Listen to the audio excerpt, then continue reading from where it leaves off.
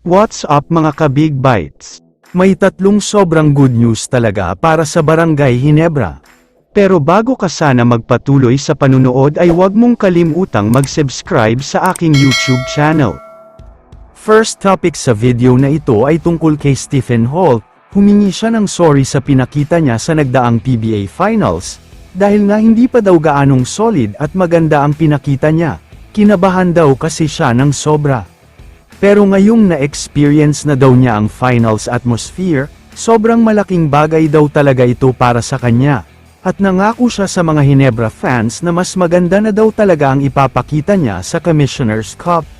Hindi daw niya hahayaan na magkakaroon pa siya ng bad conference o bad playoff experience sa Commissioner's Cup. Kapag umabot nga daw sila sa finals ay ibang klaseng Stephen Holt na ang makikita nating lahat.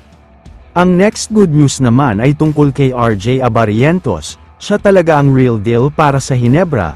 Kahit natalo sila ay dapat pa rin talagang matuwa, dahil nakakuha pala sila ng isang super rookie na sobrang magaling talaga.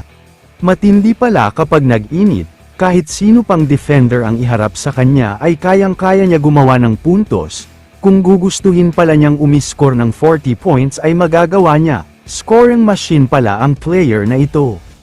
Lahat ng mga Ginebra fans ay umaasa na ito na ang simula ng RJ Abarientos show. Sana nga daw ay mas magaling at mas mahusay pa siya sa tinyente ng Ginebra na si L.A. Tenorio. Maging ultimate combo guard daw sana siya.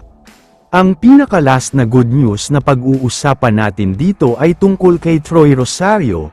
Para sa mga hindi nakakaalam, may mga source na nagsasabing nalalapit na daw talaga ang pagpirma ng kontrata ni Rosario. Totoo na daw talaga ang pagpirma niya sa Ginebra, pero hindi pa daw nagkakaroon ng official na pirmahan ng kontrata, dahil nasa gilas pa ngayon ang management, para paghandaan ang second window ng FIBA. Kaya para sa mga Ginebra fans, kahit natalo ang paborito niyong team ay dapat pa rin kayong magsaya. Ito pa lang kasi ang simula ng pag-dominate, siguradong mas magiging malakas sila lalo na habang tumatagal pang magkakasama. Remind ko lang kayo na last conference ay madaming bago sa kanila. Nandyan sina Isaac Go, Stephen Holt, RJ Abarientos. Wala pa ang mga key players tulad nina Malonzo at Gray, kaya kapag kumpleto na ay malakas talaga. Kaya naman kung kayo ang tatanungin, ano ang masasabi nyo sa balitang ito? I-comment mo naman ang opinion mo tungkol sa tanong na ito. Dito na muna nagtatapos ang video na ito. Maraming salamat sa panunood mga ka-Big Bites. God bless sa inyong lahat.